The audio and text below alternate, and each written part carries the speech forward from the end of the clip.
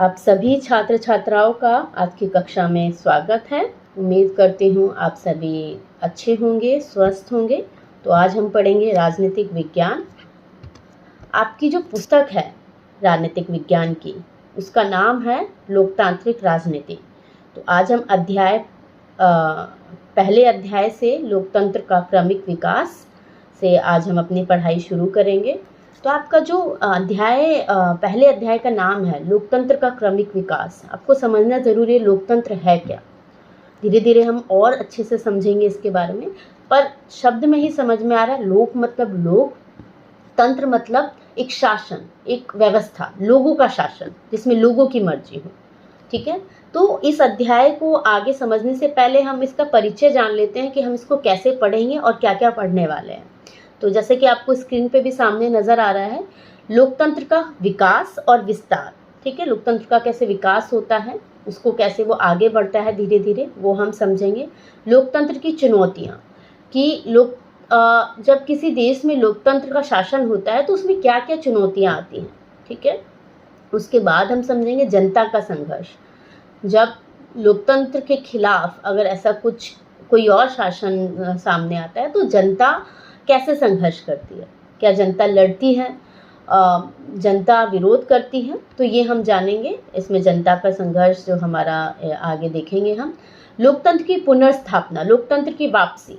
ठीक है, जब लोग संघर्ष करते हैं लोकतंत्र के लिए तो किस तरीके से लोकतंत्र को वापस लाया जाता है, वापस उसकी पुनर्स्थापना की जाती है, तो हम उसको अच्छे से बारीकी से समझेंगे। फिर हम समझेंगे आधुनिक विश्व में लोकतंत्र, कि दुनिया में किस तरीके से लोकतंत्र आज देखने के लिए मिल रहा है, स्थापित हो रहा है। ठीक है बच्चों, तो हम आगे बढ़ते हैं। ये आपने समझा परिचय। अब हम इसमें जानेंगे कि लोकतंत्र की व्यवस्था की पुनर्स्थापना कैसे होती है, कैसे लोकतंत्र की किसी देश में वापसी होती है। तो इस अध्याय में हम दो देश के उदाहरण के माध्यम से समझेंगे कि लोकतंत्र व्यवस्था की पुनर्स्थापना कैसे होती है। तो सबसे पहले एक देश है चिली। ये देश कहाँ पर है? दक्षिण अमेरिकी महाद्वीप में ये देश स्थित है। तो उस देश की राजनीतिक उथल पुथल, उस देश के घटनाक्रम को हम समझेंगे कि कैसे वहाँ पे लोकतंत्र के लिए संघर्ष होता है और कैसे वहाँ पे लोकतंत्र की वापसी। चिली में सोशलिस्ट पार्टी होती है, जिसका जो स्थापक होता है, जिसने इस पार्टी को बनाया होता है, उसका नाम होता है सल्वाडोर आयेंदे। ठीक है, सल्वाडोर आयेंदे उसका नाम होता है। अब 1970 में राष्ट्रपति चुनाव के लिए एक गठबंधन बनता है। ठीक है, जिसका नाम होता है पॉपुलर यूनिटी। पॉपुलर यूनिटी मतलब गठबंधन का मतलब होता है जब चुनाव में एक से अधिक दल मिलकर चुनाव लड़ते हैं, उसको गठबंधन कहते हैं। हमारे देश में भी गठबंधन होता है। तो पॉपुलर यूनिटी के नेतृत्व में देश में शासन होता है 1970 में राष्ट्रपति चुनाव के दौरान।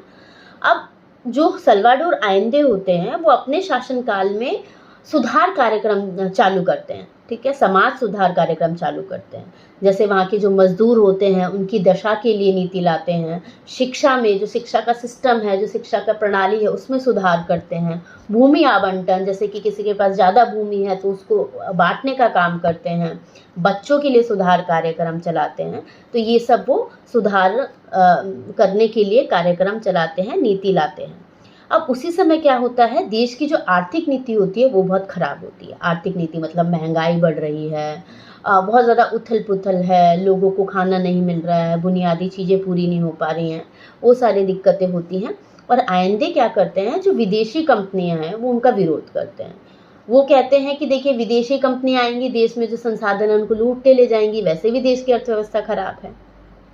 पर उस देश के, चिली देश के जो चर्च होता है, जमींदार वर्ग होता है और जो अमीर लोग होते हैं, वो आयेंदे के खिलाफ षड्यंत्र रचना शुरू कर देते हैं, यानी साजिश रचते हैं। उनको सत्ता से हटाने का काम करते हैं। ठीक है, तो 1973 में नौसेना, जो चिली देश की सेना होती है, वो बंदरगाह पर कब्जा कर लेती है 1973 में। ठीक है, ये आप पढ़ सकते हैं। यहाँ पर जो लाल कलर का आपको लोगो दिख रहा है, ये उस समय की जो पार्टी थी उसका लोगो है। और नीचे आप देख रहे हैं कि किस तरीके से चिली देश में सैनिक जो है कब्जा करने की कोशिश करती है। तो ये उसका चित्र है जो आप देख पा रहे होंगे। अब आइंदे को मजबूर किया जाता है। आइंदे को कहा जाता है, जो राष्ट्रपति होते हैं चिली देश के, उन्हें कहा जाता है कि आप जो है इस्तीफा दे दीजिए या फिर देश छोड़ के चले जाएं। पर आइंदे देश छोड़ के नहीं जाते, ना ही वो इस्तीफा देते हैं।